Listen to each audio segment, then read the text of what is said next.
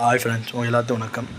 ரொம்ப நாள் கழித்து நம்மளுடைய முதலமைச்சர் விஜய் அவர்கள் இன்றைக்கி அசெம்பிளியில் வாய் திறந்து பேசியிருக்காரு. ஸோ இப்படின்னு இருக்கார். ஒரு சின்னதாக ஒரு கதை சொல்லியிருக்காரு. எதிர்கட்சிகள் தன்னுடைய ஆளுமை காட்டுறதுக்காக பேசிக்கிட்டே இருக்காங்க. நாங்கள் தான் உண்மையான சமூகத்துவத்தை இது பண்ணுறோம். எதிர்கட்சிகளை விட நாங்கள் தான் அதிக அளவில் பட்டியலத்தை சார்ந்தவர்களுக்கு அமைச்சர் பதவி கொடுத்துருக்கோம், 7 பேர்கிட்ட கொடுத்துருக்கோன்ட்டு ஒரு இதாக சொல்லியிருக்கோம். அதையும் நானும் பாராட்டுறேன். ஸோ இது என்னென்னா, அசெம்பிளியில் நேற்றெல்லாம் அமைதியாக இன்றைக்கி பதில் சொல்லியிருக்காரு. ஆனால் எதிர்கட்சிகள் கேட்ட கேள்விக்கு இவர் சம்மந்தம் இல்லாமல் ஒன்று பேசிக்கிட்டு வெளியே போயிட்டார்.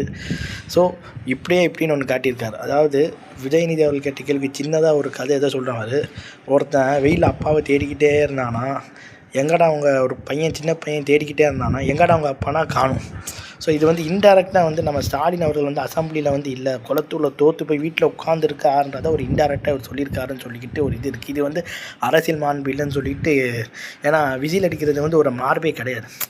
ஏதாவது அம்மையாக இருந்தாலும் சரி, கலைஞராக இருந்தாலும் சரி, எம்ஜிஆர் அவங்க காலத்தில் பார்த்து அசெம்பிளின்றது வேறு. இப்போ சினிமா தியேட்டர் மாதிரி ஆக்கிட்டாங்கன்னு சொல்லிட்டு எதிர்கட்சி தலைவராக இருக்கக்கூடிய உதயநிதி ஸ்டாலின் சொல்லியிருக்காரு. ஸோ இது மாண்பை இங்கே சீர்குலைக்கிறாங்கன்னு சொல்லிட்டு இது பண்ணியிருக்காரு.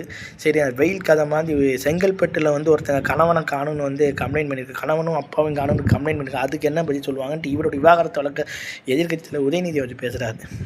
ஸோ இது இப்போ ரொம்ப ஒரு இதுவாக போயிட்டுருக்குது. தமிழ்நாடு அசெம்பிளியில் வாய் தந்துக்கக்கூடிய விஜய் அவர்கள் இந்த பேச்சு எப்படி இருக்குன்ட்டு நீங்கள் எப்படி சொல்லிக்கிறீங்க தெரியல. இவர் இப்படி ஸ்டாலின் எப்படின்னு சொன்னார்.